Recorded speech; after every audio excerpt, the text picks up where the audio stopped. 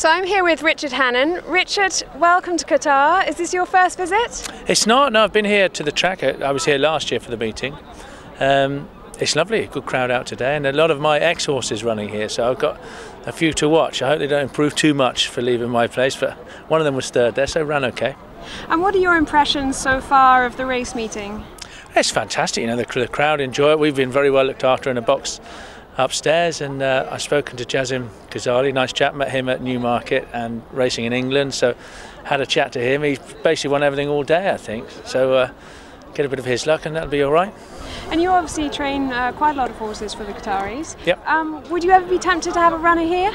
Absolutely, yeah. I thought about Peather's Moon, but there was a bit of confusion. Oh no, it was too complicated to bring him here for the big race and then go to Dubai and then back home. So what we might do next year is bring some of the other horses out. Yeah, we're definitely going to bring some. There's no doubt there. The prize money is very good and they get very well looked after. So we'll bring some next year for sure. And you're going into your second season as a trainer, champion trainer. I mean, how does that feel? That must be amazing. It's great, you know. I said to someone the other day, it's a great achievement being champion trainer. I started with nothing. That's a joke, by the way.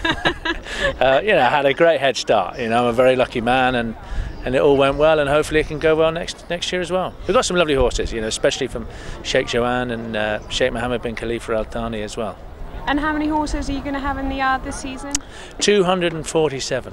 So we're down a little bit on last year, but you know, we had a lot of horses last year, so deliberately tried to keep it down a little bit, and we didn't say no to many, but I mean, we just deliberately tried to keep it a little bit lower, just to, you know, so we can be a little more dynamic throughout the year. But hopefully we'll have as many good horses.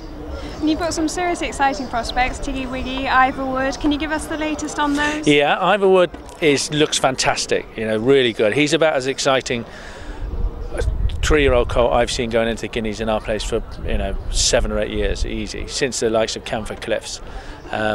Very excited about him. And Tiggy Wiggy, if she stays, you know, she's so fast, it has to be doubtful if she's going to get a mile. 7 she might, but we put a hood on her about 3 days ago, and she settled lovely. So we're going to keep messing around with that. You can't put it on every day because she'll get used to it. She'll just end up being the same as she was. But she seemed to be much calmer with this on, and hopefully it will help her. But she's still herself. She's still a little bit crazy and a little bit on her toes, and you can't change much with her because she has a bit of a tantrum. But she's very sweet.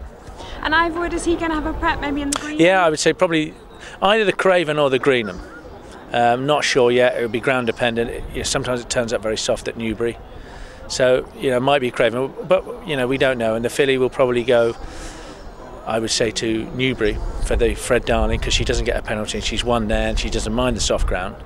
Also, we've got, you know, good horses like Carp, Sheikh Hamdan, Al Maktoums, and a lot of nice horses there. Ivorwood, I mean, he's such an exciting prospect, isn't he?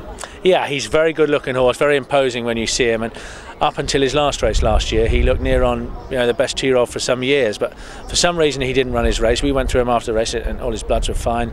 All I can blame it on is the ground. You know, he couldn't quite get away from the other horses in that ground. It just took a bit of the zip out of him. Sure. And of the older horses, what would you, any pointers? Yeah, we've got Knight of Thunder, who now runs for Godolphin. He's going to start off in the Lockinge. I think, you know, we might have to send Tormore there as well. You know, they're owned by 2 different people, but they're 2 pretty good horses. Peather's Moon, Shifting Power will go to the Bet 365 mile at Sandown. You caught me on the spot a bit. But a very exciting season ahead anyway. And yeah, it's nice to come here for a couple of days off, you know, just before it all gets going. It's perfect time for me because we're not doing a lot at home, and, you know, we can get out and have a few days away next to the swimming pool and come racing and see a few people and go from there. Brilliant. Thank you very much. All right, no problem.